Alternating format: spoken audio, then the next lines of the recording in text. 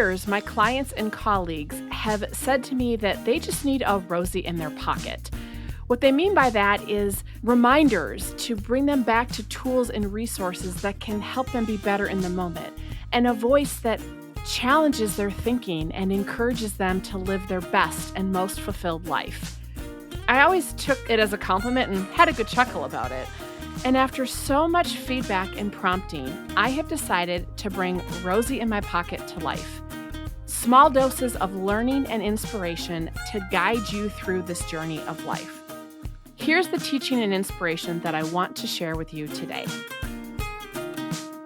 I've been having a lot of conversations lately with leaders that center on some level of taking responsibility or accountability for someone else's success and outcomes.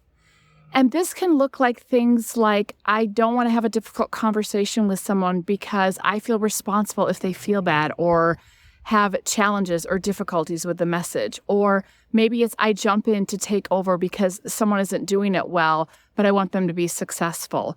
Or there can be all kinds of other ways that we take responsibility and accountability, like we try to save people and give them way too many chances when maybe the opportunity is for them to move along. And this can also show up, by the way, in parenting. This can show up if you coach any kind of group in any kind of activity, or even one-on-one coaching with individuals. Why this is so important is that so often we forget to remember who is actually responsible for the outcome, who is actually responsible for doing the work. So as an example for kids are responsible ultimately for their grades and doing the work. They're responsible for their outcome in an activity or a sport. When it comes to the workplace, individual employees are ultimately responsible for their success and how they show up and how they behave.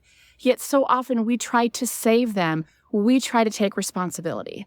And something I learned many, many years ago in one of my early coaching trainings that has stuck with me that is super helpful is, are you working harder on someone else's development, on someone else's success, on someone else's change than they are themselves?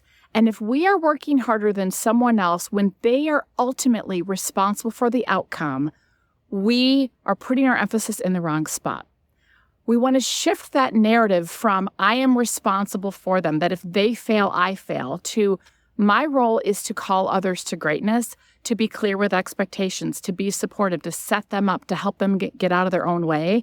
But at some point, we have to let go of our attachment to the outcomes and let everybody start to show up as a leader.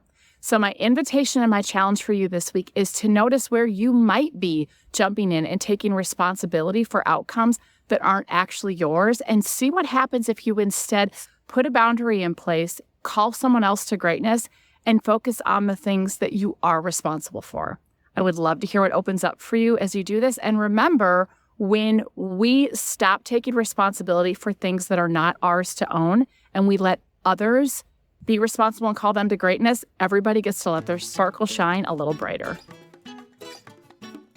I'm so grateful to be on your leadership journey with you. And even though I'm not physically in your pocket, I certainly cherish the opportunity to share my heart and learnings to help you. If this message inspired you today, I'd love to hear from you, or gift me a review on Apple Podcasts. Be well, my friends, and now go add a little sparkle to your day.